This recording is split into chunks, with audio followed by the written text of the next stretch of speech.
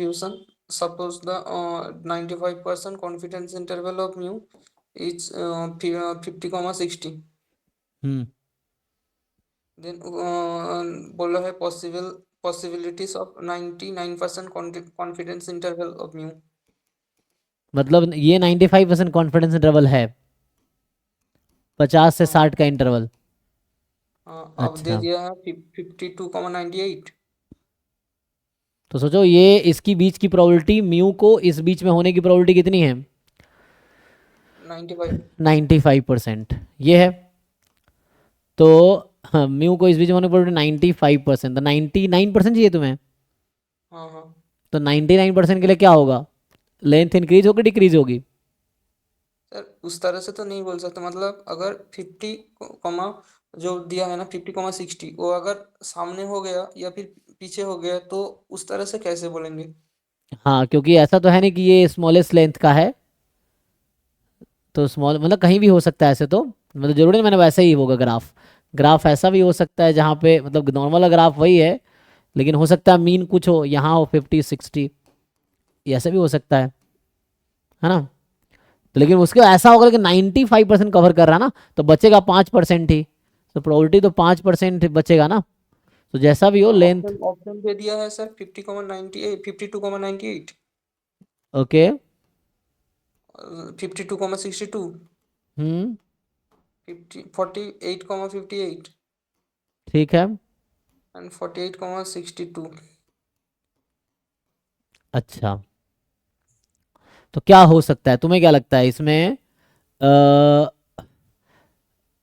मैं मतलब sir try कर रहा था, एक अगर ले रहा था कि म्यू बिलोंग्स टू T1 से T2 तक, तो वहां से कुछ फाइंड करने का ट्राई कर रहा था, तो वहां से तो नहीं आया।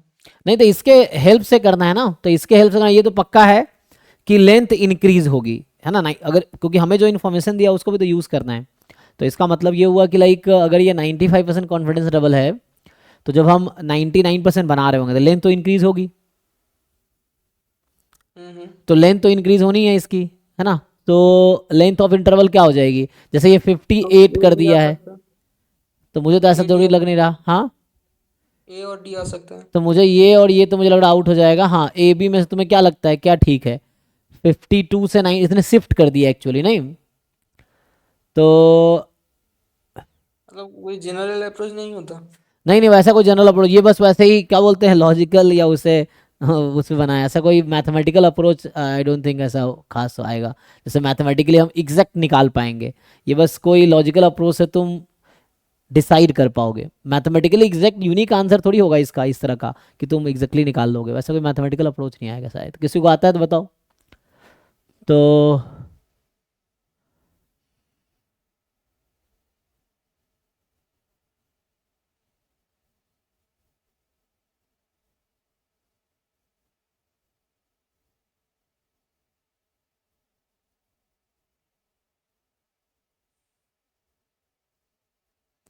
तो इसमें हो क्या सकता है, 90 में क्या लगता है किस बीच, इस बीच में होने के 99% चांस हो सकता है इसमें, या 52 से 98 में? 98 क्या, इसने बहुत आगे शिफ्ट कर दिया, एंड 95% ये तो पक्का है कि मीन इसी बीच में आएगा, है ना। ये है, हम्म।